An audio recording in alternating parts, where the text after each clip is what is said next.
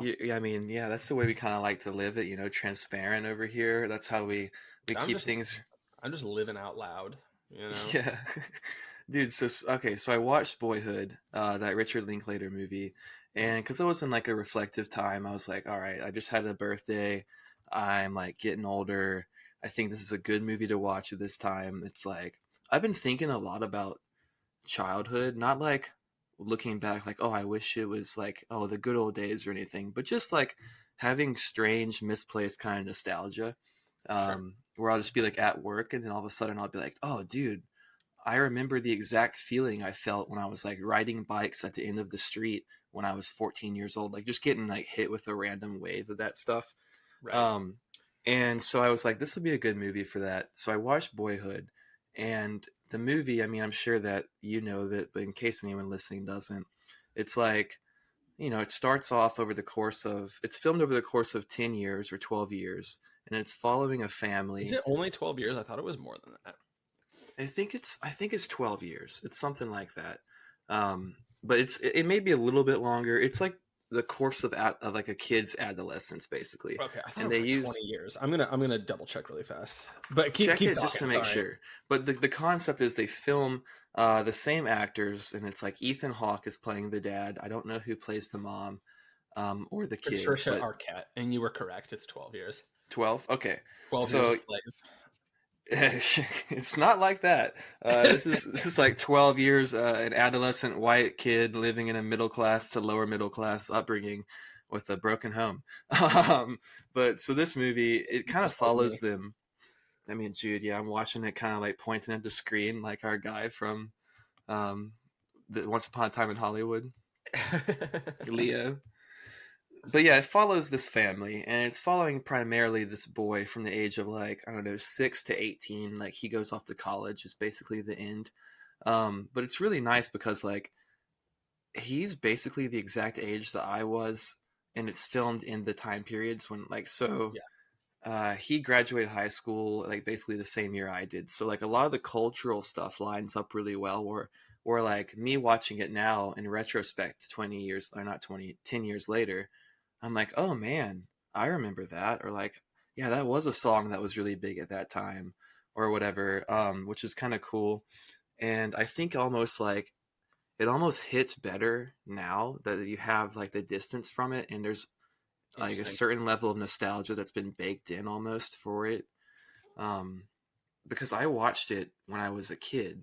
Like I watched the movie when it first came out, which was like 2014, I think maybe. And I was a junior or a senior in high school, one or the other. Um, so I was like watching kind of like an adolescence play out at this when I was already kind of at a pivotal time period when I was like about to graduate high school and become my own person, blah blah blah, go into like the initiation ritual of college and whatever that comes after. And it was kind of weird for me watching it at that time period because it was like in the movie it's like filmed in a nostalgic manner already, Right. and it's supposed to be that way for to make you nostalgic for your childhood or whatever. But I realized that like I watched it while I was already a kid in that time frame, and it was like a really jarring experience for me then because I think I've always kind of had a weird relationship with time where I've always had like nostalgia for the moment before it even passes. And I Interesting. think Okay. like where I'd be like a kid and I'd be like looking around That seems like a like good thing. yeah, it is a good thing because it gave me like the ability to appreciate stuff. I feel like at a pretty full level, but it's also like a kind of melancholic in a way where you're kind of like I don't know. It just kind of feels like time is like you're maybe out of joint with time slightly or something like that. But this movie kind of I feel like upped the ante on that, and I never really realized that until I just rewatched it recently, and I was like, oh man, watching like a coming of age story film when you're like already coming of age in that same period is really kind of an interesting like uh thing because like I feel like it takes you out of the just going through life and experiencing it, and it takes you into like a little bit more of a detachment and like a reflection period. At least it was for me. Yeah, it's like um you're in the moment and you're like, man, I can feel this literally slipping through my hands as I'm for real. experiencing it. Yeah, I get Yeah, that.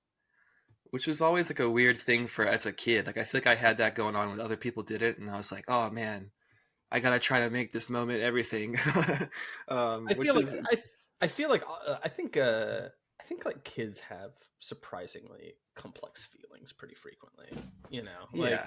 I think that to your point, I think that's probably like out of the norm. Like I don't know if kids have that specific feeling, but like I remember, and I don't know why, but I just feel like it's somewhat similar. I used to just like think my parents were gonna die when I was a little Oh, kid, and dude, yeah. then you think about that, and that kind of a lot of the time like leads into this dread about time, Mm-hmm. like this kind of like it's. I feel like that was my first meditation on just being like, oh my gosh, time is this thing outside of my control, and that scares me. Yeah, Um, yeah. but anyways, as you were saying, No, that's I mean that's a big thing, dude. Like the first time you think about like time without your parents too, like that's a whole thing too, because you're like that's like a different variable where life actually changes in a significant manner.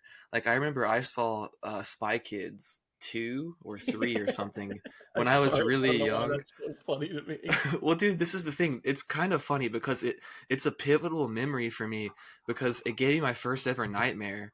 I was watching the film and like in the movie, the parents get kidnapped and then the kids have to like go into this like Right. world and like try to fight and like get the parents back. And I had never had even thought about that as like a possibility that could happen in life. Like I always thought maybe I could get kidnapped, stranger danger, don't get in the car with strangers at carpool. But I never knew that like my parents could go missing one day. And that was the first time it ever set in that like, oh, there's a time when like these people are not connected to you in a significant way. Like they're either dead or they're missing, like they could be kidnapped or whatever. Unlikely that they're kidnapped. But I Well, had I my think first nightmare because of that. So it's a heavy thing to grapple with as a kid. yeah, I think that's also part of just the like mourning the loss of literally being like like In the physically womb. yeah, exactly, physically connected to one of your parents. Yeah. Is is interesting. Um I think that's like what a primary aspect of childhood is for like at least the first portion of it. It's like cutting off that mindset of like being like still physically attached to this other individual and like them molding you like through energy transfer of nutrients and stuff. But then like as you're younger, like they mold you through, you know, ideology and teaching you ethics and morals and like, taking care of you and that kind of stuff. And like as you get older, you like just kind of slowly start as like your own individual point of view start studying in and you start having a little bit more of a rational brain and stuff. You develop your own kind of ego going through the world a little bit and it starts kind of like weaning off that connection and then kind of doing the opposite. So yeah, I think that's like I think it's a very painful thing as a kid. Like the first, I don't know, first few years of life for sure, but it's like that's when you kind of develop a lot of your who you are as an individual and like the kind of thought patterns and like processes that you look to for like comfort or security or whatever. yeah. Yeah, definitely. Um Dude, man, dude, childhood's crazy, bro. Man, raising kids and raising little people and everything. Shit, it's I big.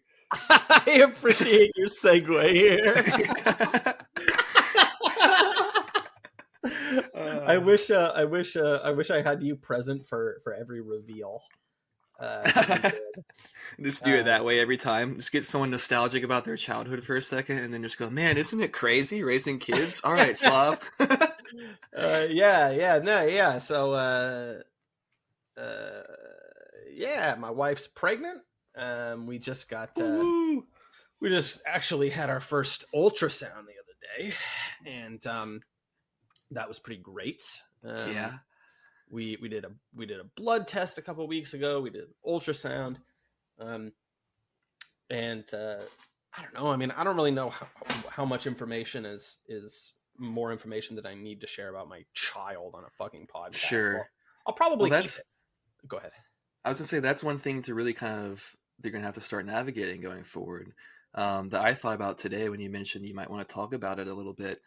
I was like, there's the ethical line where you have to start deciding like how much of this kid's life do I need to absolutely like keep private for him, like because I know people that have like mommy blogs and that kind of shit, and that's like sickening and not okay.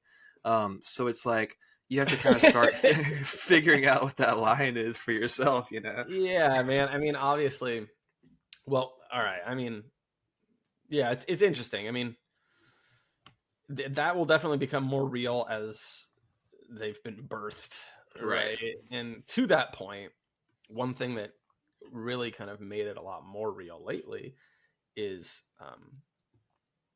just that yeah, we had a DNA test and we learned that it's going to be a girl, and Wow.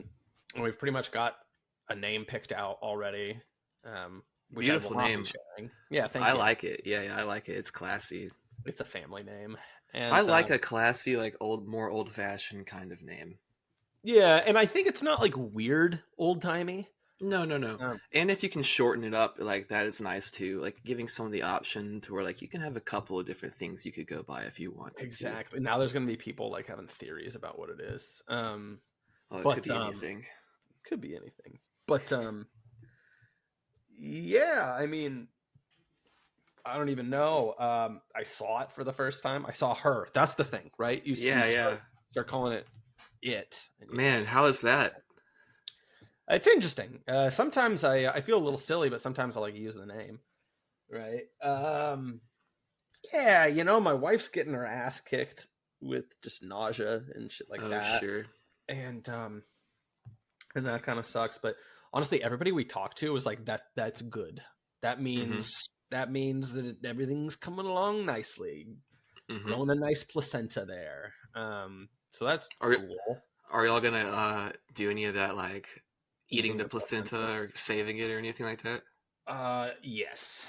Nice. Hell yeah. Are y'all gonna eat it or both or I think what she was saying is we're gonna like have it ground down into capsules to capsules? take. Yeah, yeah, I yeah. like. That's the I'm a move. little. I'll be honest. I'm a little weirded out by it because it Yeah. seems. Well, it seems like a form of cannibalism, to be honest with you. Yeah, I Um, see what you mean. but also like baby's been eating it, you know, and we're gonna be eating the same diet as baby. So Hmm. I don't I know. mean, Go do ahead. you feed it to the baby too? I don't know. I mean, that little motherfucker's been eating plenty of it. He's got his fill. This is for me now. Don't ever misgender my baby, COH. Oh, she. Fuck. My bad. My bad. No. I have no fucking clue. I have no fucking clue. My wife's into this schizo shit, and so You're supportive. I'm just taking her marching orders. I mean, I like it, right? I like having a broad that's into weird schizo shit. But yeah, Yeah. I'm I don't totally know, but um, Like that's her deal, dude. yeah, not my path. No, it literally is my path now. But um, yeah, I mean, we got a midwife. We're gonna get a doula. We're gonna do a home birth, which is funny because for me, I need to like get the fucking place in better order now, right? Like, Right. I mean, it's fine. Like, it could work now, but it's just one of those things of like those things that I've been putting off. This is like a really good time to do them now, but also kind of walk that line of like, well, you know, we had a couple things done around the place in the last few years that took forever, right? Mm, And because we just had a shitty fucking contractor, right. and it's the kind of thing where it's like, dude, like, you know, if I like hire somebody to like remodel our kitchen or something, like, and then it suddenly becomes one of those situations, like, It's a 9-month remodel. Yeah. right, which can happen, right? Yeah, yeah. Like we're fucked, and like we Hmm. just don't get to do the home birth, right? And you know, back up, we do a birth center. I mean, absolute emergency situation, and that's how I think this stuff should be approached. The absolute emergency situation backup is the hospital, right? Yeah. It's nowhere near our first choice. And Are y'all gonna do like a with the home birth? Are you gonna do like water birth? I have no idea. Okay. I mean, she's been showing me a lot of pictures of broads You're like, oh, I don't want to look at that. To be honest, it's like simultaneously worse and not as bad as I thought. Yeah. Because like, I don't know, it's weird. Like I don't really think it's actually all that gory to look at in the videos of just like, all right, yeah, like yeah, it's just birth. Yeah, Yeah, no, yeah. just like a large thing coming out of a vagina, like whatever, right? It's a hole with a thing Right. coming out of it, right? Probably sucks, but it's not that gross. Probably it's Yeah, not fun, but it's beautiful. God I bless. mean, quite literally not my path, but Yeah. but like I think the stuff that's a little more stressful about it is just like the textural stuff around that, right? Like I don't know, there's this one video of this chick giving birth, and dude, she had like the craziest hemorrhoids in the world, and I didn't even know that. I didn't think about that as an option. Apparently chicks get real bad hemorrhoids pretty frequently. I'm sure. Oh yeah, definitely. And she's just making these fucking gorilla noises, and she's got these like just red bumps on her asshole, and I'm just like, what is this? Like, this is, you know what I mean? No, that, like, and none of that really has to do with like a kid's head coming out of a pussy. Yeah. I'm basically fine with that. Yeah. But anyways, that's just collateral damage. The rest of it.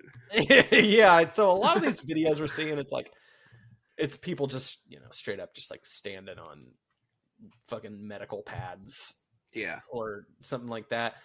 A donkey pad. I don't really know. I mean, we knew somebody who was going to do it, and they ended up not being able to. But like they straight up had like a fucking like big ass like horse trough sent to their house and sat in that. Oh yeah, that's maybe the move. I think that is. And that's another thing is like our downstairs has really old shitty carpet, and one of the top of my list things right now is to refloor the downstairs with hardwood, right? And so you get placenta all over it. It gives you an excuse. That's what I was going to say, right? Is like, well, part of it is like that the main thing has been I don't want the baby crawling around on like the gross old absorbent carpet of the previous owner, right? But then at the same time too, it's like, dude, I don't want like I don't know if that smell comes out, of the placenta and all that shit. So yeah, that's the plan, and it's fucking cool. We revealed it to our parents by giving our dads a mug that says Grandpa. Nice. Giving our moms a St. Anne medal. Oh, good. And how do they respond? This is what everybody asks, and I love it because this is a perfect. It's kind of like in a sitcom where it's like you just know how characters are going to act, and there's a satisfaction in being like that's just such a norm thing to say in that scene, right? Yeah. Revealing it to our parents was exactly like a perfect distillation of who they are. So told my dad first, and my dad is like just a trickster, he's just a tricksy guy. And so we tell him, and he's like, you know what? I knew it the whole time. Nothing gets past me. And and then he just proceeds to laugh at me for the next like hour about how like this kid is just gonna absolutely just whoop my ass, and I totally deserve it for being a shithead kid. And that's the thing, is that my dad's like chill in the way that like he can talk a bunch of shit like that, and it's like it's fun, Yeah, definitely. My dad just makes fun of me. That's a fun relationship to have, though. It is, and I hope to do that. I don't know if I'll be as good at maintaining that delicate balance that my dad does, but I'd like to do it. It'll be harder when they're younger. I think once you get older, it's more prime time for that relationship anyhow. Yeah, I mean, I don't really know if I'm gonna like bust your kids' balls or bust your kids. I don't think ovaries. Ovaries, yeah. I don't know if I'm gonna like give my kid a hard time when they're like an infant. But like, I mean, I think it's important for teenagers, right? I think teenagers are like the least cool fucking people in the world. Yeah, you gotta humble them. And to be honest, a lot of their suffering around like their peers and their social life comes from the fact that they don't understand how fucking uncool they are. Mm-hmm. But no, we told my dad, and he's just like, nothing gets past me, you know. And then we told my in-laws, and my mother-in-law just like, you know, she's like, oh, Saint Anne, what's she the saint of? And then my wife's like, you know, grandmothers, and then her face just like melts, and she's like, Whoa. you know, and it was super intense, and Hell yeah. and the whole time it's happening, right? The whole, because you got to understand, it's like I'm like watching this moment, this critical life event in this person's life who just wanted to be a grandma so bad, right? And it's profound. While me and my father-in-law are just kind of standing off to the side in the kitchen, leaning against the counter, watching this happen. and he's just happy to see his wife happy. And then like a few minutes later, he's like talking to me about like family finances and stuff, and I'm like, okay, this is this guy's love language, you know. It's like it's just being like logistics, and it was great. And he loves his mug, and he now bought her a mug that says grandma. Oh, that's sweet. Yeah, and she's like hitting up my wife and just being like, oh, it's you know, how are you doing? Of course. And then we tell my mom, and you know, my mom moved out of state recently to just like be in a more red state. And it's kind of a whole thing. The move, I think, was kind of a dumb decision. Did you call her, or did you see her in person? So she was in town because she still just like has a bunch of unfinished business up here indefinitely. Okay. So like she needs to come up here constantly. So it's kind of funny. So she comes up, and she's got a little bone to pick with me because I don't know, something had happened recently that annoyed her. Me and my mom don't have a super good relationship. I'm kind of like the kid that she likes to just shit on a lot, right? Sure. And so we tell her, and she's excited, and then we're talking about the birth plan, and she just like finds some, you know, long story short, to not basically just like have everyone that listens to our show just like be stepped through my argument with my mom. She just like gets offended by something halfway through that's like completely innocuous, right? And gets up and leaves and walks out of our announcement. Oh wow. And was this just with her, or were there other people there too? It was with my wife and my mother. And, okay, but it was just you were revealing it just to your mom. Yes. Okay. And it's kind of nice now because it's like, I don't know about your relationship with your folks, but like it's for me, and I'd imagine this is universal for most people, like I'm too close to it to actually judge it realistically, right? So and so like we get into a fight, and I'm like, did I actually do something wrong? Like am I just being crazy? Am I just thinking that I'm in the right because I just have some resentments or something? And it's kind of nice to have like a spouse who like by no means is impartial, but like who doesn't, outside observer kind of, who doesn't have all of that baggage. And you know, my wife's basically just like, you know, what the fuck, you know, the fuck is she on? And it's kind of nice too because, and maybe this is beta, people can absolutely accuse me of this, but like, you know, a few days later, my mom texts us, right, to like speak on this situation. And my wife's just like, you know, look, like getting up and walking out isn't the kind of resolution to conflict we want to model, you know, like we're going to need to like not be doing that, you know? And it worked, right? It didn't cause some big fight, and it was legit, right? So, but anyways, point is, and this is all kind of an aside, but point is it's just this hilarious thing of like, my dad's kind of a jokester. My father-in-law is kind of stoic, but with it. My mother-in-law is the most excited person in the world. And then my mom makes it about herself and just like has like a huge emotional blow up. That was the other thing too, is we were saying she hates my uncle. And so we mentioned one of our potential names just happens to be the same name as my uncle. Which I didn't like. I didn't realize it was also his middle name. I know, it was so funny. And so we're sitting there talking, and she just like gets really sour and starts like complaining about it. I'm just like, this broad is like insane. Anyways, this is the most it's the most boring thing to like listen to people complain about their families. And as I get, oh, go ahead. It is good though, because I think everyone can relate with like having some like everyone has misgivings about their relationship with their parents, like regardless of how good or bad it is. There's like certain things where, which is kind of the case in any relationship, but with something so integral as like a parent that's with you your whole life, made you into what you are for better or worse. There's going to be some issues, so I think people can relate. And then it's also fun, like the dynamic you're talking about of having like the spouse there. You can be like whenever your mom clears out or whatever, you can be like, all right, so I'm not tripping. That was nuts, right? Or no. Right, And you can kind of like clarify that. That's nice. Yeah.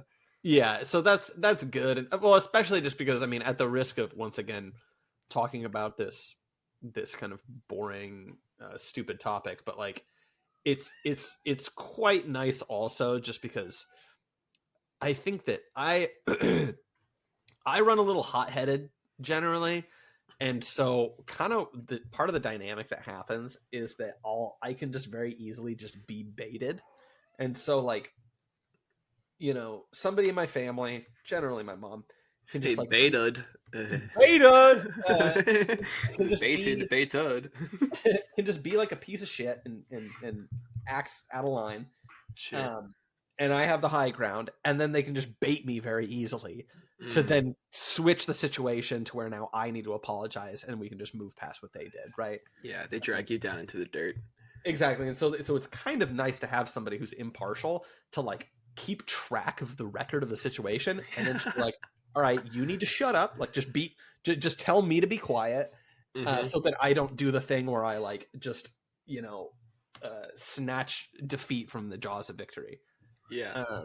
I don't think that's beta at all, actually. I think it's like a classic dynamic. I think that's the case with like a lot of like wife and mother-in-law duos where it's like the mother-in-law and the husband are like, and her son, whatever, are going to have a certain level of dysfunction one way or another. And then like it's the wife a lot of times, like you're saying, can kind of see through it. And also like, I think that a mom is gonna like respect a wife on a different level than their own son. Like it may be like there may be some small animosity or something there, but I think there's a level of respect where it's like, all right, I can't really tell you what to do so much. Right. And so I think that there's that. It's a little bit more of like an even playing field kind of. So it's good, yeah, to have that person kind of balance it out. I don't think that's beta. I think that's pretty trad, actually. Yeah, it's. I do think that. No, I get where you're coming from, and so anyways, that was part of the funny thing, and you know, it's interesting. I mean, there's a spiritual component here, right? Of being like, all right, this is like a call to a new chapter in people's lives, and it's the call to have a new vocation for everybody, right? Like, I'm going to be a father, obviously, and it's the biggest thing for me and my wife, but it's also like, okay, like, you know, my mother is going to be a grandmother, and like that comes with new things, and that's a new way of structuring and ordering your life, right? And yeah, I always want to be careful with this because I don't want to act like we're like God's gift to everyone we know, you know, but obviously, like, I mean, no, like grandparents do structure their lives a lot of the time where they live and stuff like that around where their grandkids are, right? And you know, she happened to just move across the country where no grandkids are, and that's funny to me. But anyways, and so when you kind of like, you know, when you have an experience like that with somebody where it's just like it's just the same old them, you know, that's how they're reacting to this call to adventure, to have this new chapter, right? I mean, like my relationship with my parents can also just completely change. We can get closer, you know, we have more reason to spend time together, shit like that. And for the first thing to happen just to be the same old, like, yeah, you know, just someone just being kind of a piece of shit. It's funny. It's like, honestly, no moment of self-reflection here. This should have kind of snapped you out of your bullshit for at least a split second, you know? No, right. And so it's funny. It's pretty funny. But other than that, you know, I mean, it's a blessing that she doesn't live in the state. I love that. But yeah, I mean, I totally have gotten a little bit derailed on this one topic. Oh, you're good, dude. It's such a big, exciting thing, man. I'm so happy for you and for your wife and for your future daughter. I think that you guys are gonna be great parents. I'm happy to see, follow along and have updates on how she's doing and everything throughout whole childhood. And it is such a crazy thing. Like you're saying, you're getting derailed. It's like, dude, how could you not be getting derailed in any given moment? You're about to enter into like a whole other kind of chapter of life where you have a Yeah. whole new level of responsibilities and, like you're saying, a whole new vocation. And like it's exciting. It's also unknown a bit, and it spills out and affects literally every other aspect of your life. And so like it's really, it's like starting a whole new journey, like you're saying. So yeah, it's going to be interesting seeing how like the relationships in your life progress, or like what kind of happens in them, and like how your life kind of falls into place from here. Because it's like it is kind of like a, not a course correction, but it's just charting a new kind of path, and things are going to change around that for sure. Yeah, I'm looking forward to it. I like, honestly, I the most I went out of town recently with like a I guess it's like the husband of my wife's friend. Oh yeah, And yeah. um and it was like cool. But it was funny because he was like talking to me, and it's like, this is the big thing going on in my life right now, right? And so it's let's relate, let's level about this, right? Like, what are you thinking? How you feeling about this? I was like, honestly, like the funny thing is, like, all the thinking and reflecting on this, the 99% of it that I've done has been like in the last year before my wife got pregnant. And I'm Right. just like not really thinking about it very much right now. And I mean, this is like an ever evolving record, my thoughts here, but like it, it, it is just a little bit funny because I do think, my approach right now is to just literally just kind of just let it happen and just ride with it. And I'm not Hmm. really gonna like, I don't really want to agonize over it, Of of course being not. Yeah. like, oh my gosh, shit's gonna change so much. It's like, I don't know, like, yeah, it's gonna change a lot, but then also there's okay, it is gonna change a lot. There is something to be said though, also for, take a little sip of coffee here. Um, how much it changes your perspective to go and hang out.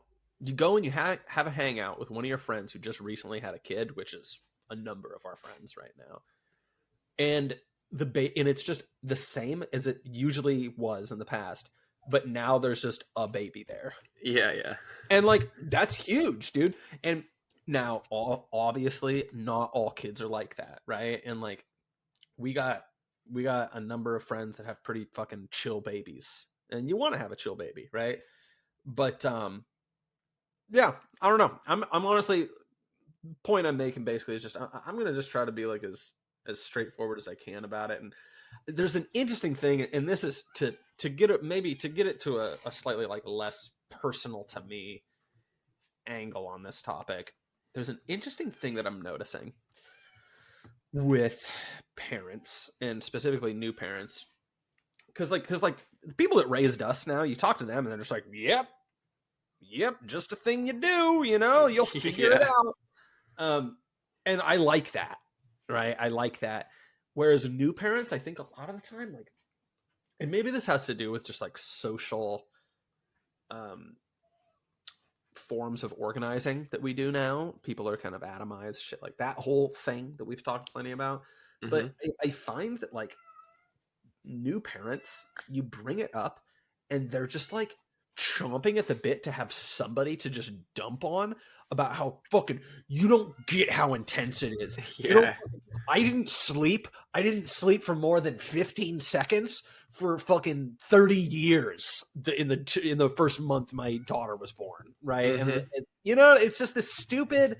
And first of all, I'm sure that aspect is going to kick my ass, right? It's like the baby boot camp, right? Sure, it's going to kick my ass, right? At the same time, kind of a night owl. I think I'm generally, I'm going to be a lot more cut out for that than my wife is. I'll tell you that much, right? And it just whatever, right? If I'm just getting up in the middle of the night, just read a fucking book with a baby on your chest. You know what I mean? Right? Yeah. Well, it's gonna be nice having to work from home job too, because then it's Oh like, yeah. you don't have to like be up and at some place at a given time in the morning, and you can kind of like manage it that way. Are you Well, gonna that's be kind of the stay-at-home dad? Is that what's gonna be going on no, for? exactly. So, and that was my other thing is I'm basically going to be the at-home parent, right? And so Nice. it's going to be pretty profound, the change. I understand that, especially for like the position that we're doing, the approach we're doing. Mm-hmm. But again, like I said, it's just one of those things of like, I think I'm just going to let it kind of mold me, Yeah. and if I kind of just like keep a flexibility to it, I Be think like it's gonna be water. fine. Yeah, well, exactly, right. And it's like I've got a job that's chill, and isn't it doesn't just drain the fucking life out of me.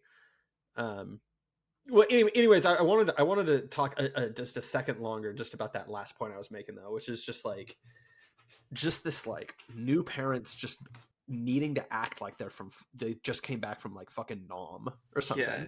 It's like And some sort of flex, like to most of them. It's almost like people that are like, when you're poor and you're around other poor people, you're like, no, dude, like I came up like on the, I had to eat this, I had to do that, like trying to flex your credentials or something almost. yeah, exactly. Or like, I mean, people just do this with like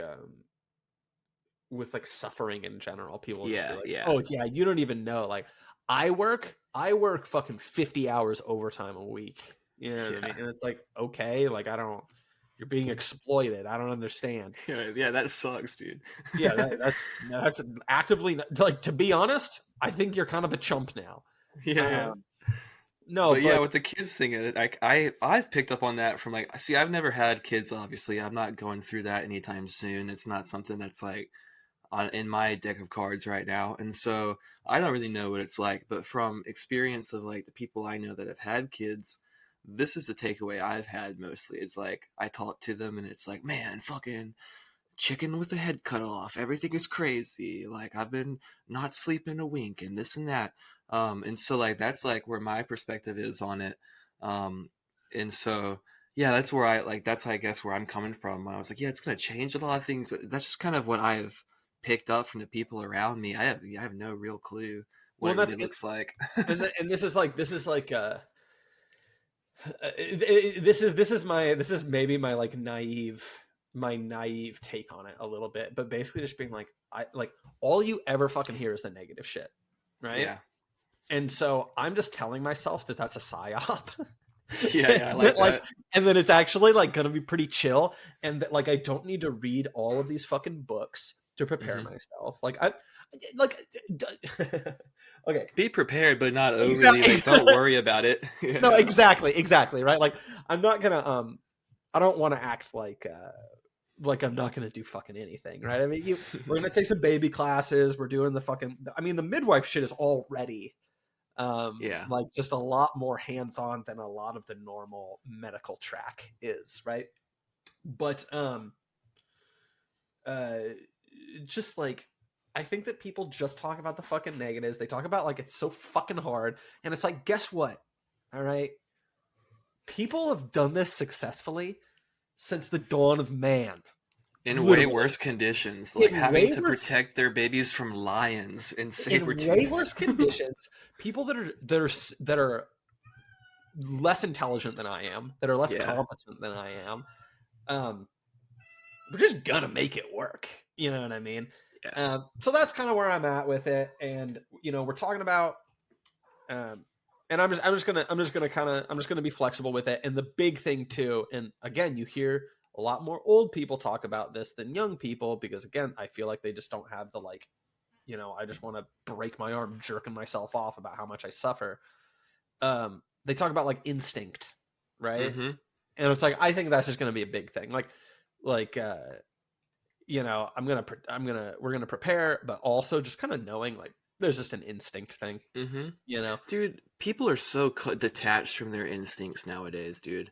I Yeah. think people are just so fucking caught up in like the overstimulation rat race grind of whatever like modernity is, that it's like they don't even know how to begin to listen to their instincts. They can't even hear them because it's like they're so far below the hum of everything else that's going on in their lives that like they never. I think people generally like to philosophically deny their instincts Oh because yeah, it's outside of their own will and like right. consent. And then you have like the people, I think there's like a reactionary group of people too that are like more vitalists. They're kind of like instincts are like everything. And I think that's all obviously wrong too, right? But I think, yeah, I think we're a little bit too heavy on like thinking that our like rational brain can get us through stuff, and then not realizing that our rational brain's not really a good instrument for navigating what modernity is. Mhm. And it gets so overloaded and bogged down with all that modernity has to offer that like what might would have been a good guide, a couple thousand years ago on just like the rational brain, it doesn't work that way anymore. And like you have to be able to incorporate more instinctual stuff that we've left behind and forgotten. There's got to be a lot better synthesis between the two of those things. And I think that that's like, I think that for sure is probably right with parenting, because I think now people are like, it's like maybe the information age too. People want to have like a guidebook. Like I have like I wiki how to have kids, and like I know all the steps and everything. And like Right. the truth is that you don't really, there isn't anything like that for really any good scenario, and there's conflicting info out there. And so I think people get so just like overwhelmed by that process of not actually having, it's not like a job where you show up and they say you need to do these things here and there and there, and you just got to do your duty and you're done. You got to actually figure out how to chart this course yourself, and I think that's a lot for people. Yeah, 100%, 100%. And I think one thing that just like gets lost in this too is that it's just like I don't fucking want this like one size fits all wiki how thing. I want to Hmm. like know my kid Right. and like react in that way. Hmm. I want to I want to have an authentic relationship with this person, and I don't know. I mean, I haven't I haven't fucking met my kid yet. I can't really speak to it all that much, but yeah, I think you just kind of gotta. I think you kind of just gotta. It's yet another situation in life of just kind of like building up the strength to be able to sit with uncertainty, Hmm. and that's a pretty difficult thing. Yeah, like we said, I'm going to be doing the stay at home dad thing because my job allows it, and I'm stoked about that. We're gonna, man, it's funny. So my wife wants to homeschool, and I want to homeschool too. Um, but it's kind of intimidating, Yeah. and she knows she has how do I want to put this? She has expertise in teaching, Okay. just like via work, and I'll keep Hmm. it vague like that. Um, she like understands this shit, and so we were talking the other day, and I'm like, man, like I really don't know. Like this is, I'm a little freaked out by it, right? Um, and kind of just explaining like, dude, when they're like young, you're like basically like you're like barely even fucking teaching them anything, Oh, anyways. you could Uh, definitely homeschool through age like 10, and it's like almost nothing the whole yeah, and that time. well, and I think at that point too, it's like and I think that then it gets you better at homeschooling, and so then Yeah. it's like right now teaching a teenager seems like it would be quite difficult, but like I don't have 10 years of homeschooling a younger kid Right. to And it's prepare me, and that that's kind of specific kid, and you learn their learning process through the thing well, too. right. And so the first point I was going to make is just that whole thing just about like, oh, I'm not ready to like deal with teaching a teenager, right? That's like a whole thing in general, right? I'm not ready to like deal with how I was as a teenager. I'm not ready for this. I'm not ready for that. And it's like you don't need to be ready. You have 13 years of raising a child to make you ready for that. Hmm. And that was just kind of like a really big shift for me, was just realizing like uh I'm gonna grow in this process in at the same rate. I mean, hopefully, at least I will. Um, and it's yeah, it's a another example of that is like is homeschooling. Washington's a really really great state for it.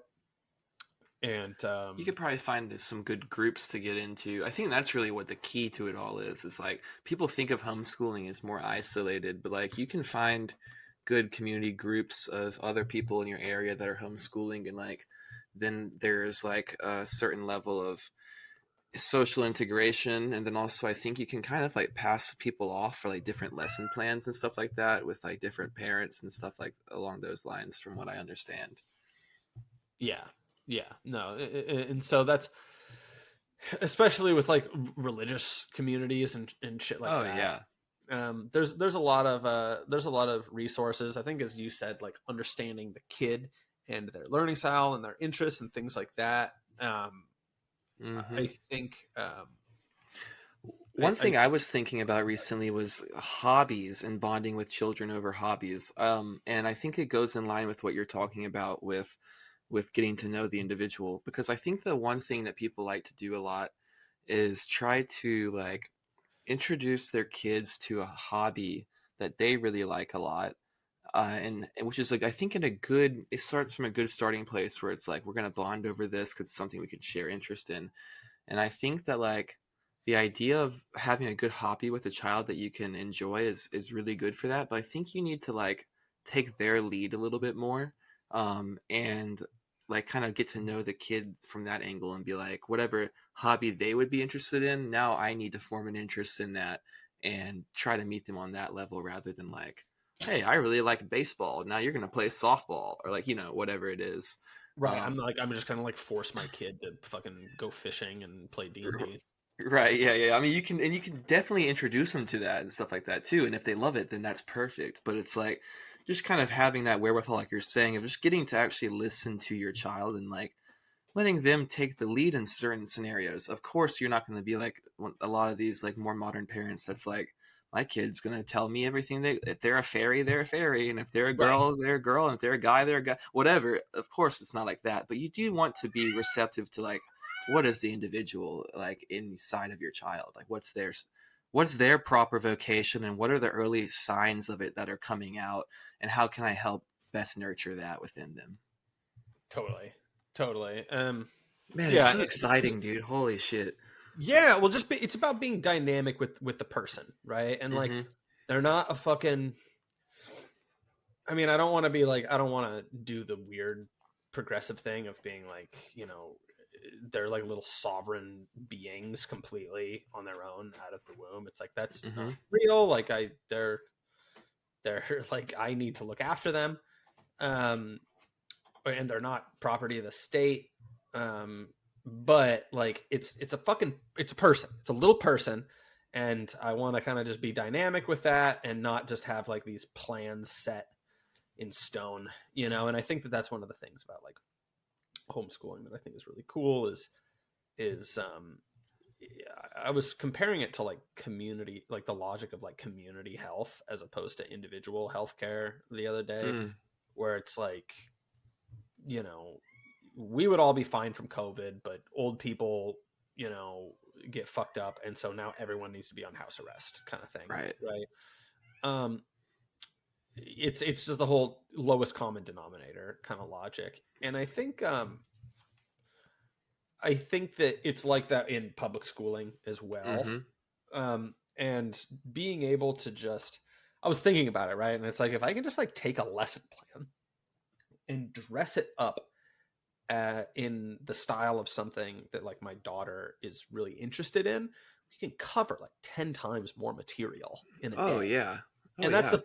the funny thing is that it's just like my wife is like, oh well, like we don't want to like do too much schoolwork, right? And she's like describing it and she's talking about like 15 to 30 minutes a day type shit. And I'm like, Mm-hmm. holy shit. Like, and obviously like I'm being dynamic and being flexible. Like I'm up to adjust for whatever. But I also just like kind of like the idea of just like, dude, like my kid's gonna be smart, you know? Yeah. My Like kid's gonna be an overachiever and it's gonna be the best thing in the world. no, exactly. My kid's gonna be the best thing in the world. My kid's gonna support us when they're a billionaire. Hell And yeah. uh and it's just like, dude, my kid can do more than fucking 15 minutes. You know what I mean? Like, and that's the thing is, it's like, dude, you get them started a little bit early. They're like further ahead than other kids in education, And I don't know. I mean, apparently there's like homeschool programs that you can kind of like be associated with around here that we'll do like a monthly field trip with families, shit like that. I mean, some schools will let you in their sports programs or extracurriculars and stuff like that as well. Yeah, exactly. Lab classes are pretty common, right? Yeah. And we're entering into this new part of our adult social lives that's kind of interesting, where like our friends are putting more of like a concerted effort into maintaining and deepening friendships. Not all of them, some of them, and trying to make new friends with people that are married and have children too, right? Because it's about like building that community and shit like that, and that's I mean, these are people I've known for years, so it's like it's funny, right, in a way, but it's also like I'm assuming that's how people will be in kind of like the homeschool sphere and shit like that. And it's just a very different vibe and energy to making people's acquaintance and meeting new people in a social environment. And I think that's one of the big things that we'll probably get out of this like homeschooling kind of community thing is just like, get numbers of other parents, have your kids hang out, shit like that. I mean, we already have friends that are going to have kids right around the same age. And so we've got that, but like, I don't know. It's just the whole thing. And it's a meme. And people obviously overstate it, but it's still worth worrying about, which is just like, I want my kid to be adequately socialized, what I mean? And to like have friends. And I would say one thing that gets glossed over in that point is that I think that public school made me more antisocial, to be honest. It definitely hardens you up a little bit to the world. I was thinking about that, like living in a city does that in a similar way too, where you just like you learn to see like the worst in people a little bit more, or like at least like prepare for that and like keep your guards up around people in that way. Whereas like if you live a little bit more sheltered way, you might have a little bit more childlike like approach to the world, which is maybe good and bad. Like, I think it's good because I think that's earnestly the way that you should live, but I think that unfortunately in our modern society, depending on where you are, that could kind of open you up for like being taken advantage of in one way or another. And I think public school taught me to care more about people liking me than I should have. And yeah, I mean, it's like prison. Public schools are like prison. Find your clique, find the white Aryan nation and join it quick. Yeah, have your little retarded sectarian shit. Yeah. And yeah, so I think having it be a little more free form. I think having projects be, I mean, just adding structure to it.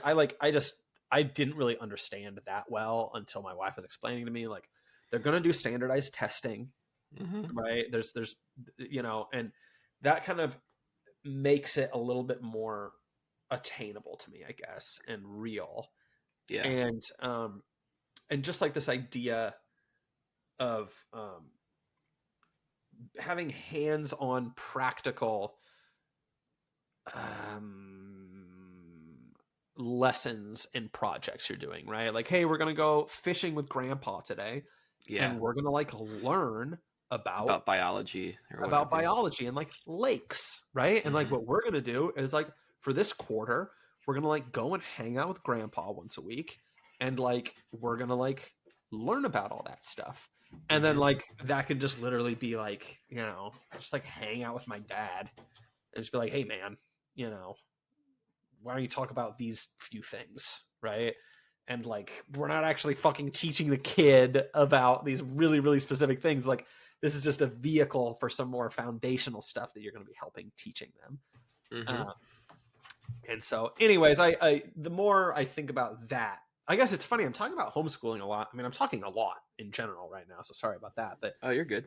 The more I think about homeschooling, that's actually the thing that's making me feel a little bit more ready and like confident the more I think about and reflect on it, because like that's like something I can write a plan out for, right? As Yeah. opposed to like raising a fucking baby. It's just like gonna be survival, you know? Yeah. And like, I don't know, like I'm just gonna have like a little lady around that I'm just gonna be like hanging out with all the time. And like that's chill, you know. I don't know, like you fucking you get married and you just hang out with your spouse all the time, you Mm-hmm. know. Like I'm just gonna have a kid and it's just gonna be like a little person I'm hanging out with all the time. And I probably shouldn't swear around him. You probably shouldn't fart so much around her. Yeah, maybe she might get mad at that. Dude, my wife Yeah. farts more than I do. Oh, well, then maybe have her shape it up then. Hey, no Seriously, more farting when the baby's around the house. yeah, you're on notice. But yeah, anyways, I'm stoked about it, and yeah, Nice. I don't know. I'm sure I'll have more to say. Oh, dude, as time goes, definitely. We'll be checking in and everything. Like I said, I'm super happy for you. I can't wait to see how she progresses and how you guys are on your journey as parents. Um, but yeah, I mean, we've gotten to about an hour here. We've spent kind of on that. I think we've got a couple of topics that could come in here. We spent a while talking about childhood and about bringing new life into the world.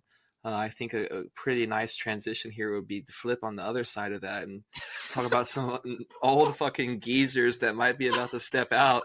Okay, I was like, where's he going with this? Like, what? Like, we're going to talk about us taking life out of the world. It's time to talk about genocide. We're talking about, I'm not sure if you saw this or not. I just saw it right before we got on the pod. But Mitch McConnell, old snapping turtle geezer looking dude. Oh yeah. He has announced he's stepping down Oh, did he shit and his pants retiring. again? Did he publicly shit himself again? Probably. That's literally what I was thinking. I was like, I wrote that down. I was like, all right, Mitch McConnell stepping down, and I put under it 2 bullet points. I put the pause, and then I put shitting pants. So yeah, he's on the way out, which I don't really have a lot to say. But it's just like, number one, he was pretty reprehensible, so it's nice to see him on the way out. And then it's just also, it's like, it's got to be probably because of mental decline, I assume, cognition skills going downhill, if like the pause and the shitting of the pants has, if that's any sign of what happened here. And it makes me wonder, like, at what point they're admitting it here in this scenario. They're like, all right, this guy's old as fuck. Obviously, it's obvious to everyone his mental quality is declining. We got to get him out of here. Is that something that would happen for like Biden ever, or is that just something where it's like, we're gonna just keep gaslighting the world until we can just get him out of here 4 years from now? What, just Biden? Yeah, Biden, or like any, like, I guess primarily him. Dude, the lie's too big now. Yeah. They're never gonna fucking blink on this. You know? Yeah. Also, he's just like, he's he's like a leader in the Senate, but like he's just fucking senator. Like, it's not. He's not as important. If I mean, they already did this with Reagan, right? Like Reagan had fucking dementia. Yeah. For like the last like 3 years or 2 or 3 years of his fucking presidency, right? He was like gone, right? And Nancy's calling the shots. And that's the thing. Oh yeah. And that's the thing, right? Is that like, if they were to like actually say it out loud, I think it would like damage the fucking farce that is The Office in the first place. Yeah, I mean, because it'd be like, well, what was the thing that made you change your mind? Because the past 4 years now, we've been all thinking it. I mean, I guess there's no like additional step that could happen, like beyond him falling off the stairs, him stopping and turning around, walking off stage. Any of these things, there's no additional like the pause that Mitch McConnell had. That's not any further along mental decline than like any of these other things that Biden's been doing. So I guess it's like, yeah, if they were to just bring him out of the spotlight one day, I would say I think it was pretty bad. Like I think I don't know that we've seen anything quite that. The pause. Biden. Yeah, the pause. I love like talking about it. Like, what was that NBC show, The Slap? Right? Like I Just calling it the pause. I love that. Yeah, I don't know. I mean, like, I feel like that was probably a bit more severe than Yeah. anything else we've seen. But I mean, it God was just bless him. Hopefully his brain recovers from whatever is going on up there. bless him, dude. Yeah, I don't know. I don't know. But I mean, what were we even talking about again? I mean, they're just old fuckers. They're Yeah. Well, old fuckers. Go we were ahead. talking about people that were on the way out, so to speak. So I said Mitch McConnell because obviously he's old. He's nearing the end of his path. And now he's on Um, his way out. and now he's on his way out. And then here's another one, I guess, along the same lines. I think vastly other end of the spectrum as far as political ideology. But did you see about the guy that burnt himself alive in front of the Israeli No, fucking consulate in New York? no. Or maybe it was DC. It's been like all over the news. I've got a bunch of like 25-year-old broads with dyed hair and BLM in the bios, like kind of that energy posting about him like he's a hero. But so there's like a 25-year-old army serviceman, American. He burnt himself alive, like I don't know.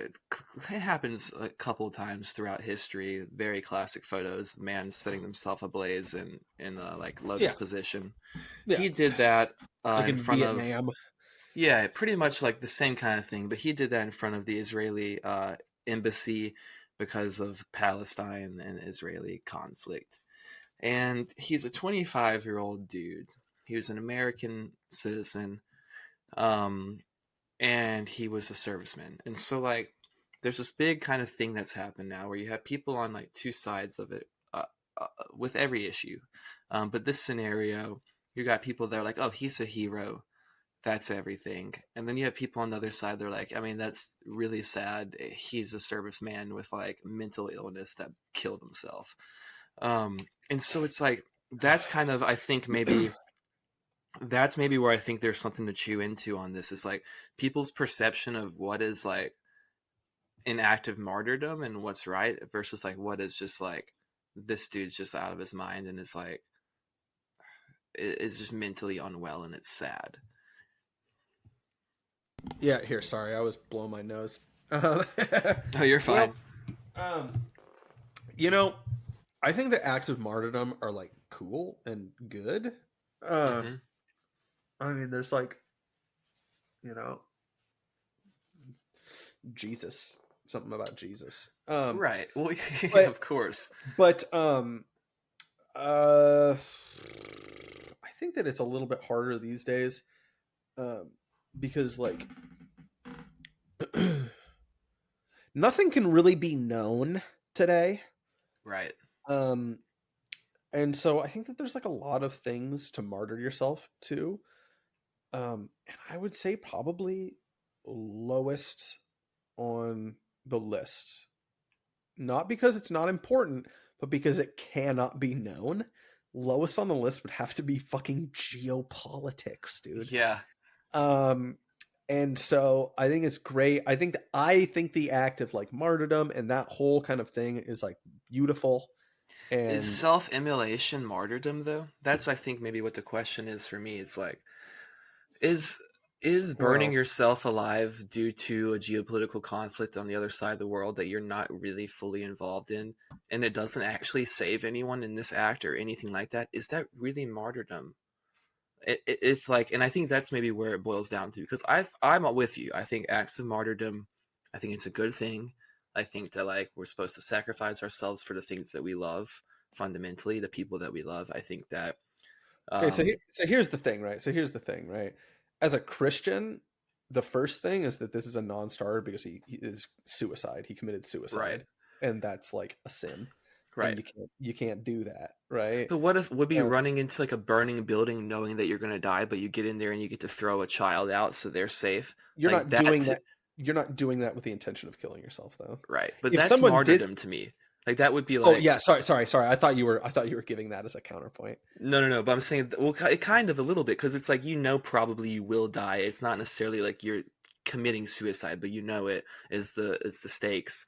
And then Well, but you're yes, doing it for a reason, like exactly. And you're not, I would, you know what that kind of reminds me of a little bit is like suicide by cop kind of thing, right? Where it's like mm-hmm, killing yourself via somewhat indirect means. Like, I mean, if you're going into the burning building to save somebody, then like that's great. If you're going into the burning building to kill yourself, and then if you can also save somebody in the process, no, that's still a sin. Like, it's good you yeah, yeah. saved someone, but like you were committing suicide. That's bad. That said, in like the more morally relativistic sense that I have as a terrible Catholic, like I understand and I see the kind of like noble, almost artistry and kind of like a death like that, you Mm-hmm. know. Um, Oh, of course. Talking like, I mean, Mishima is not a very good example because Mishima was kind of just like him being insane, and it's kind of sad, but like what he was going for, right? I It's see, powerful. It's I see, poetic. right, I see value. Honestly, Mishima is a really great example, right? Because he's like delusional, right? He's like delusional, and he's like fighting for some world that doesn't exist anymore, that like people don't even really coherently want, Mm-hmm. right? And he's operating within this like symbolic matrix of just this art, this poetry of his life Mm-hmm. that he was so close to, that was so clear to him, but that was like basically incoherent to people around him. Mm-hmm. And he fucking killed himself, and it's kind of just for nothing, right? And I think that's kind of the risk you run into Yeah. when you do something like this motivated by modern politics. I mean, especially international, like like foreign, like in geopolitics. Like, Mm-hmm. no, dude, you're not gonna fucking you're not gonna we don't Yeah, know the fucking half of it. you're getting your news from 6 Instagram accounts, and that led you to self-immolation. You know what I mean? Like, Well, when you put it like that, yeah, exactly. I don't know if that's right, you know. That's my thing. To me, it's like something I'm seeing a lot of people. Like, I'm like, given whatever baseline information I have about like the history and formation of Israel and blah blah blah, the conflict over there. I'm someone that supports Palestine in a base level of like the Israeli people are fucking with these people. They were there ostensibly like first, not like in the long history of things or whatever, but in the modern era, they were there. These people came over there, displaced them, are killing them, whatever. That's to me not ideal. I don't support that. I at least would support a two-state decision, a two-state solution that's like, let's just cut it off, let's draw a line, and if either of y'all do anything, the rest of the world's going to handle it. That's something I support. So like I'm pro Palestine in that regard. I think that what Israel's doing is despicable. I think that Mhm. on a lot of levels, right? But I don't think that like first of all, I just think it's really sad. Like this is a serviceman, so like going through basic training, they're going to literally mentally break you like a horse. That's what they're trying to do, is psychologically break you so that Who? you're superior when you're going through basic training. Oh, oh, Like oh, oh. Okay. when you're a serviceman like this guy was, Mhm. you're going through basic training, you're going to get psychologically broken down. So this guy fundamentally is someone who is psychologically broken and is in this place where like he's sworn fealty to the United States government. They're over there supporting Israel, etc. He feels like he's a part of it because of that, and he's gotten twisted up into it, and he's like, the only thing that he can see as a way out is to like try to make some grand statement by burning himself in front of the embassy. And I think that it's coming from a noble place of like wanting a drive for justice and that kind of thing. But I think it's really misplaced, and I think that it's like there's a lot of people that are glorifying him because they're people who are pro-Palestine, and it's such a powerful message they're sending, and blah blah blah. But it's like I it doesn't move the dial on public opinion, I don't think, You any know what more this? than what. You know what it reminds me of? It reminds me of that guy that capped Shinzo Abe, and Oh, yeah, the yeah. right was like this is the reawakening of like the warrior spirit of Japan. And like that's like, Mm-hmm. and listen, okay, first of all, that's a corny thing to say, but second, I like kind of like that romantic way of looking at the world. I Yeah. like it adds a narrative to life. It adds like Mm-hmm. something that's easier than just nothingness, right? And I like that. I think it's good. I think it's good to look at the world in a way that has that kind of rhyming to it. Mm-hmm. But come to find out, like just a couple weeks later, it's like, no, the guy shot him because Abe had ties with this cult that Mm-hmm. his mother was giving like all her money to. It's like Right. it had like nothing to do with like, I mean, they were trying to turn him into like Mishima, basically, right? Mm-hmm. And it had nothing to do with that. Um, and I think people get what they want to out of something. Yeah. And I mean, honestly, maybe this is another example of why it was a fucking misguided idea to do anything like what that guy did in the first place, is because like just what happens in the yarns that are like kind of spun with his symbolic act in the like the post truth order. Mm-hmm. Nobody even knows what to make of what he fucking did. They're just making it into their own little personal truth about what he did. Yeah. Yeah. And and so how in the fuck I mean, had this guy ever even fucking been to Israel? I You don't know? think so. Yeah. And so yeah, I think it's sad. I think it's sad and again, I'm not writing off.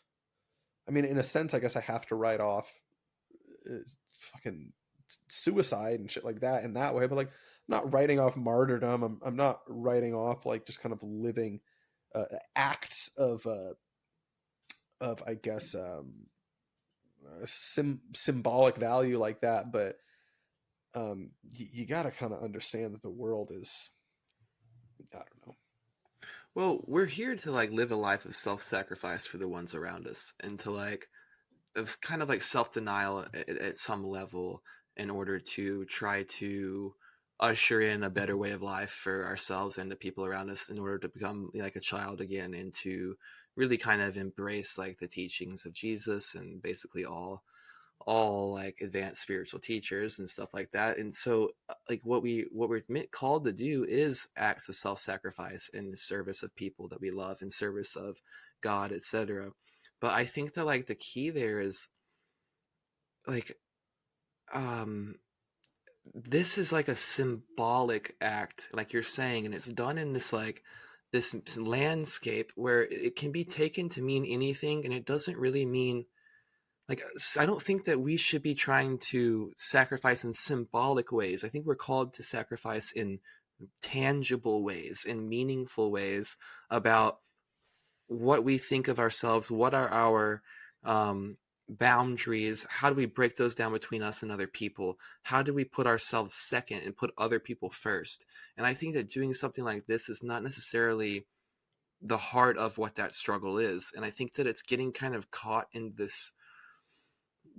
simulacra of modernity, but also within the own individual, like kind of trapped in the self, where it's like feeling like your individual self can make such a grand spectacle notion and symbol that it's going to just change the fact of the world.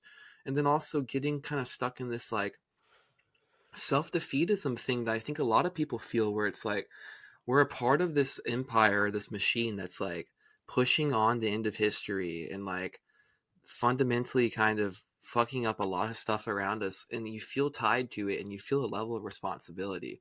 And I think that it's like a really tragic thing where it's like someone just needed to tell him like, hey dude, this is not your cross to bear. Like I or like if it is, this is not, I don't think this is the way to do it. I mean, not only, I think you need to go further than that. I think you need to go further than that. Like the modern world is a fucking hall of mirrors, Right. and like you need to understand that like it's a fucking con job, and you're like being taken as a mark. Mm-hmm. Stop taking it at face value. Stop taking it seriously. You know what I Mm-hmm. mean? Everybody. during the riots that had little black squares for their profile pictures. Yeah. That's embarrassing, and you got taken for a ride, right? Mm-hmm.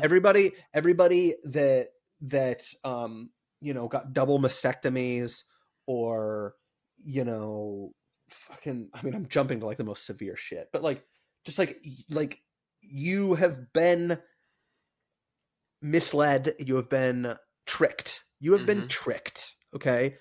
All of this shit, everything is false unless proven otherwise on the macro scale, right?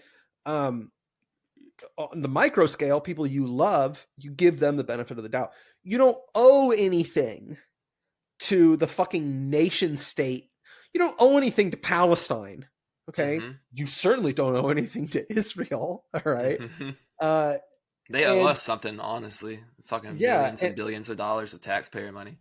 Oh, absolutely. And honestly, like, for all the boomer cons out there that need to hear this, like, you don't owe anything to the United States at this point. You certainly don't. So yeah, man, it's just, it's all bullshit until proven otherwise. Yeah, I mean, it's almost like you're letting like corporate lobbying interests and algorithms determine your life and your actions on like the most just extreme level at that point.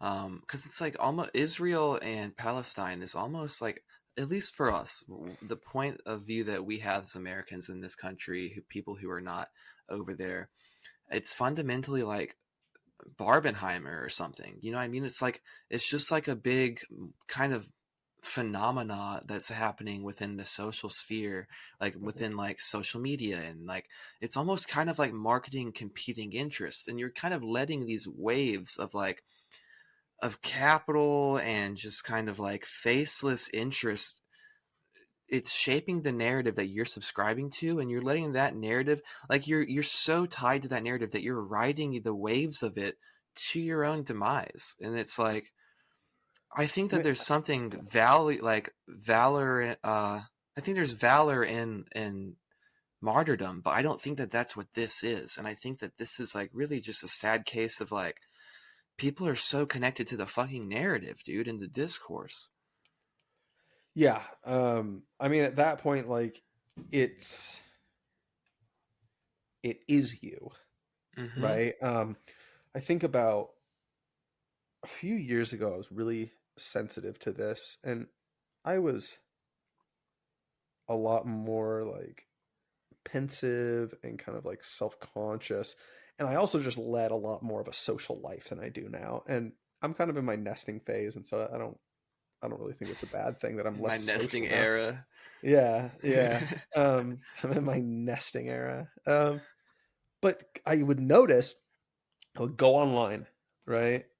And I'm just riding the waves of whatever social media is putting in front of me.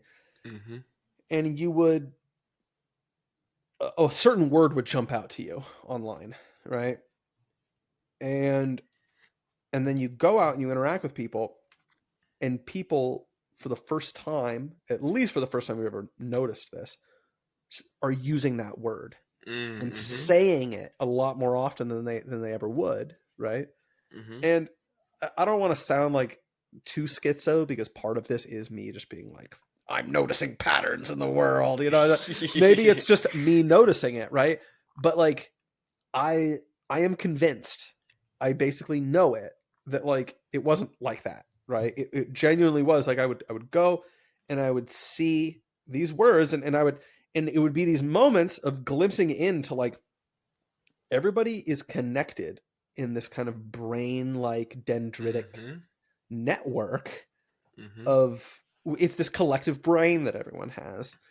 And I don't know that what I'm saying is like particularly novel, but it was quite interesting seeing it in reality, in real life, for the first time, and like really feeling it. And I would see it constantly. Yeah. Right.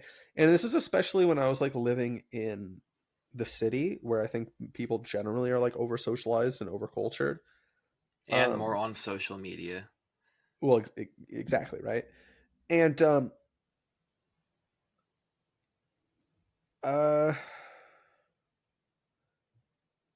it's, man,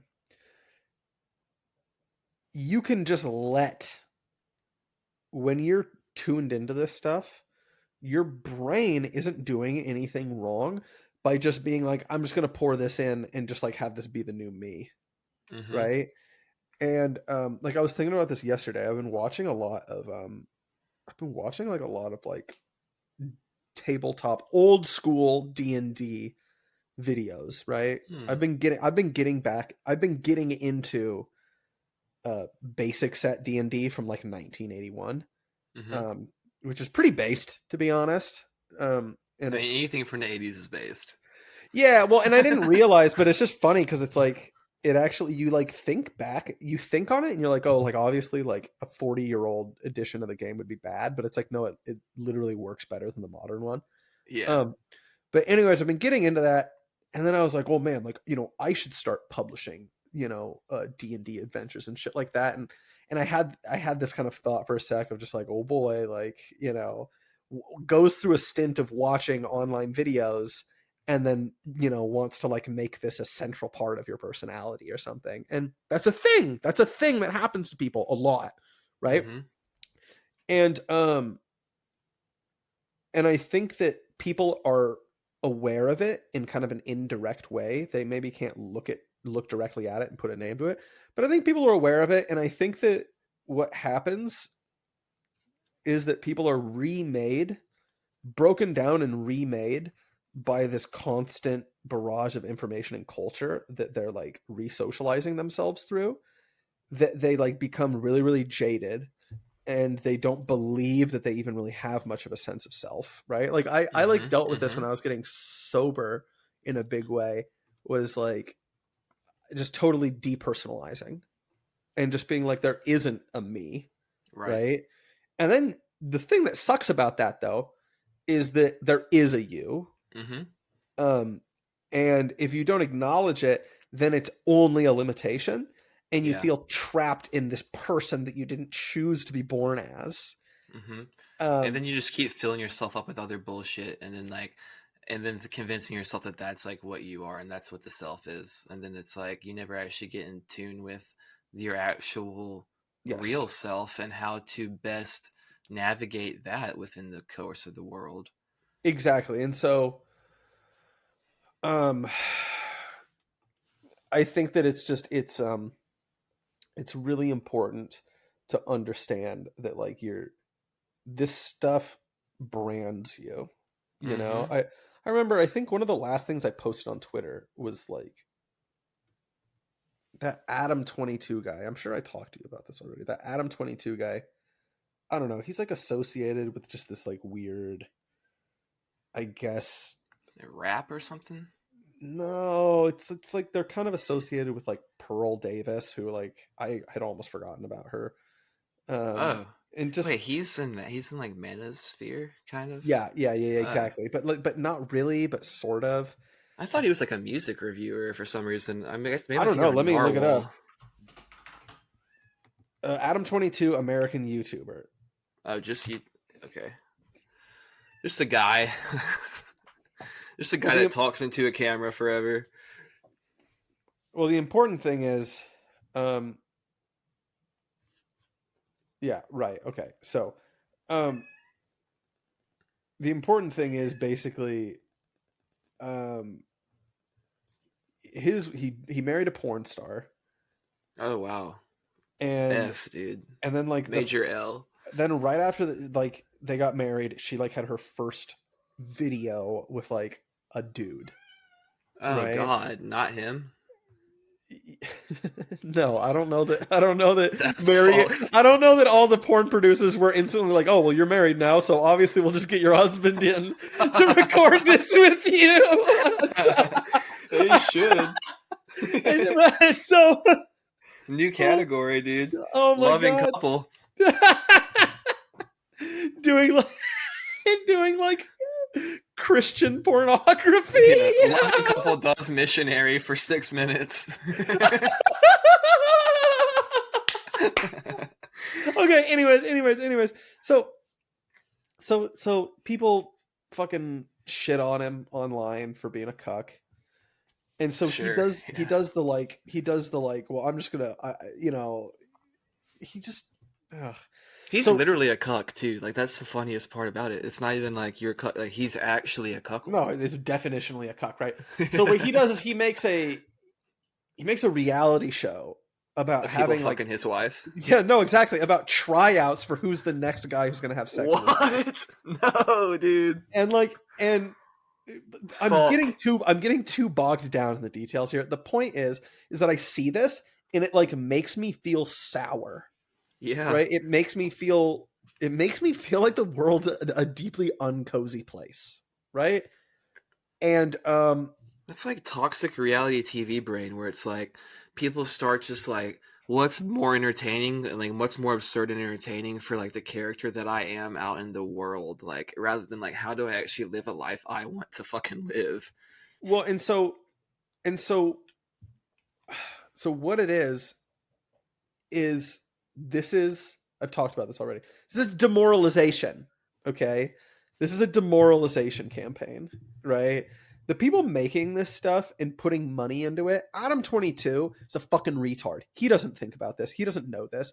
But the people who are giving money to make this fucking piece of shit propaganda video do know this.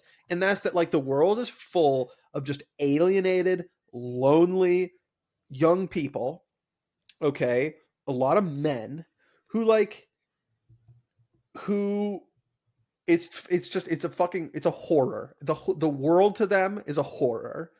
And to see this stuff come up, right, and go into your fucking eye holes when you have all these other things you're already struggling with, that's by design, okay? Like that's by design, and it weakens your soul, okay? Now what you can do is you can, like have a relationship with Christ or even something else like with the truth, okay?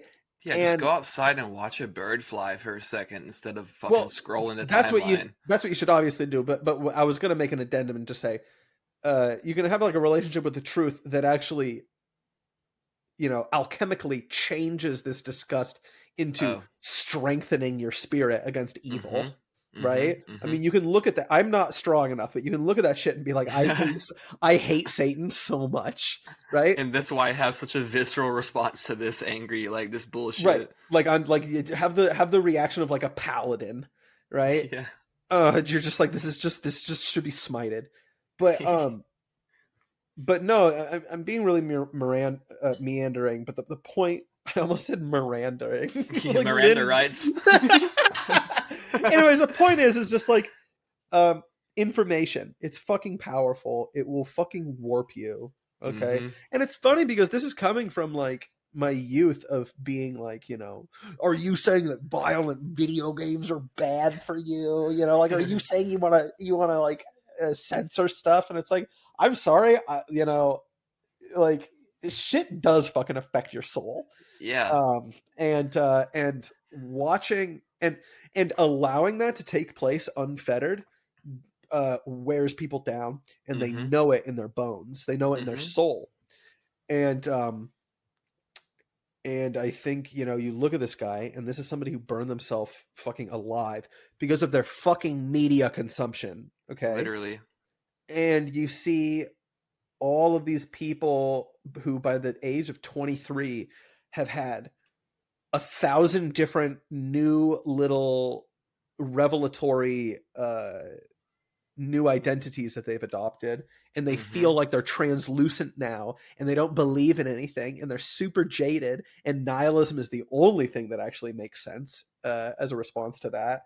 And it's just like you said, just go do some fucking bird watching. Yeah. Go do some bird watching. How about that? Yeah, bro. And it's like a circle back. I'm always circled back into the touch grass in such a real way where it's like It's like it's a shame that it's been made into a meme where people are like, I'm not gonna say touch grass, that's retarded. Literally, dude, fucking go have a relationship with something real and absolutely true around you. Like Yep. go outside and be a part of the physical world around you, engage in relationships with people that are around you, and view information for what it is. It's like it's almost like a drug. It causes chemical changes within your brain. It forms new neural pathways within your brain that are going to change the way that you think. And you got to view your intake of information like you're intaking a drug or sugar or fatty content or something. You need to watch it and understand that it's something that adds up. And it's like we all have a secondary self beneath the surface. We have a subconscious or a soul or a combination of those two things. And it's always kind of at work and it's chewing on the stuff that we're taking in and it's chewing on all of our thoughts and all the things that happen to us and all the things around us.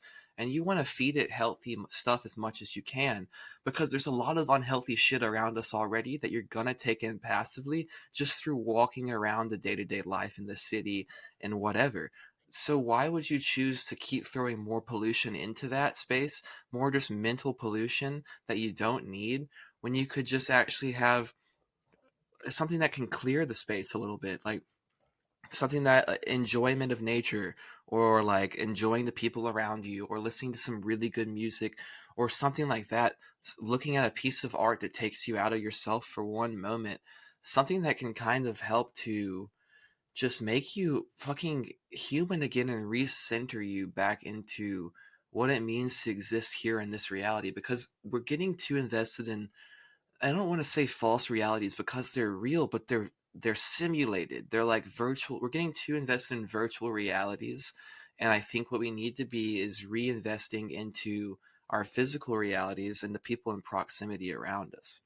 And I think that like we were talking about, we have this like big machine that's like the net, essentially social media is kind of like externalizing, like it's kind of connecting us all together. And I think that we already have a universal consciousness that connects us all together. And I think what we're doing with all this technology and internet and AI and stuff is kind of creating a secondary externalized version of that. And I think that I think we can return to what we have within us. I think that we can still the mind a little bit in quiet moments and try to actually listen to the true self, return to that and listen to the way that the spirit guides you to act. I think that that's really what's more important than tuning into whatever bullshit you can find on the externalized brain machine. I really think that's important. And I think that it's too profitable to look at the machine. It's too addicting to look at it. It changes your chemistry and brain chemistry in such a way. The dopamine loops are too much to fight back against for some people. But it's like you've really got to view it that way. Is it's you have to take it in moderation. And like ever since I think that was literally the main realization I had that made me step away from social media and stuff so much. It's just, hey, you have a subconscious and like an unconscious that's always lingering beneath the surface, processing information. Feed it good stuff. That's all that there is to it. And you're feeding it horror all the time. You're feeding it terror. You're feeding it stuff that makes you hate other people or think badly about other people around you. Depending on what flavor it is of media you consume, that's what you're getting, but from different angles. Stop doing that. Focus on actually connecting with the inner thing that's within you that connects us all, and try to focus on that and try to show like that towards other people and love other people in that way. And I think that's how you can live a life of self-sacrifice. That's how you can martyr yourself, is by denying the false self that you've created through the overstimulation, through the creation of all these boundaries that you've put up through childhood and whatnot, of, ways that you find security or validation or whatever, putting that aside for a second and connecting with other people for their own sake and for the sake of what we're all in community together, rather than for your sake or for the little things that get you a good feeling in dopamine or a good whatever, good consolation. Stop looking for that and look deeper inside of what is actually guiding us and binding us together. Hell yeah. Hell yeah, brother. I absolutely sign off on all that, man. On all that. It's and I think that this actually kind of ties back to what we were talking about earlier, just as far as like the kid goes, right? Mm-hmm. Like I'm not gonna sit my kid in front of Adam 22's new fucking fuck my wife tryout show. And if it's not good enough for my kid, then like, is it actually good enough for me? You Right. know? I'm not, I like fucked up movies. I don't know, I like Lars von Trier films. I don't know if I'll show my daughter I don't know if I'll have my daughter watch Antichrist anytime soon. Right. But like, Yeah. I you won't like, even watch those, dude. I keep myself from those. yeah, there's something wrong with that boy. But Yeah. Psychosexual bullshit everywhere. but you get what I'm saying, and Yeah. and I think I don't know. I wonder if that's part of the reason why like people become parents and they kind of just like get. I mean, obviously, you can totally squander just like this invitation to better yourself and just be a horrible deadbeat parent, but like a lot of the time if they're doing it right, like people become parents and they become like more grounded and like Mm-hmm. more vital and wholesome. And Mm-hmm. I wonder if part of the secret there is literally just like they've just been sitting around just doing shit that their kids are also doing and just watching shit that's not degenerate and horrible. Mm-hmm. um and like it just makes them happier, you know. Mm-hmm. It's um that, and also it's you having to live a life of self-sacrifice every day because you're having to put your well, kid right. first. You're having to put your conceptions aside. You're having to put aside the things that you want to do and prioritize your child, or at least that's what you're doing if you're a good parent. And so in that process, you're learning some of that self-denial and some of that thing that's like where you have to put others before yourself. And like that, I think naturally is going to break down a lot of those barriers and make you a more open and loving person to the people around you. That's the Jesus shit, dude. That's everything. That's the work of life. That's what we're called to do. That's the invitation. You're talking about, some people squander the invitation to make yourself a better person that the, child raising allows. Every moment of every day we have an invitation to become a better person, to make a better choice, to make live a little bit more right livelihood. And I think that every single day we squander it. I think that it's about kind of realizing that in any given moment, and like seeing that, having a child is a huge, huge wake up call of shoving that in your face in such a visceral way. And it's like having that is such a beautiful thing, but other people have it every day too on other levels, much smaller levels. And so just finding what that is and just realizing like, hey, we're here to try to make it a little bit better for everyone around us. And we're here to try to like live as in tune with the source as we possibly can. And what that looks like is trying to tap into that when you can and trying to actually make the right decision, trying to actually, be a better person and connect with other people for their own sake. And I think that's what you have to do with a kid. Like you're saying, you want to listen to your kid. You want to be a parent that's receptive. That's you saying, I want to love my kid for their own sake and not because of the kid that I have in my brain that I want them to be, but because of what they are and what's best for them. I want to love that in them. And I think that's where the real like work is done of like becoming a better person as a parent. I think that's probably a lot of the process is that. Yep. Man, dude, I'm so excited for you guys. Holy shit. Yeah, I'm pretty stoked. It'll definitely be a lot to talk about, I guess, Yeah. right? Yeah, I don't even know. It's fucking crazy. I'm like I said, I mean, there's so much to think about that I'm kind of just not thinking at all. I'm just putting one foot in front of the other, and I think that I'm probably right about that. But yeah, I don't know. Well, shit. Onwards and upwards, buddy. We'll catch up next week sometime. Yeah, it sounds good, man. These people are sick. This is obviously a very, very sick individual. It's like I like authentically laugh every time. People are sick. They are sick, and you better get used to hearing it. And that concludes this week's episode of These People Are Sick. Thank you for tuning in. If you liked what you heard, you could head over to our Patreon page, which is the home for bonus content, extra episodes, video content, access to our Discord, and more. That's patreon.com/thesepeoplearesick, and we hope to see you over there.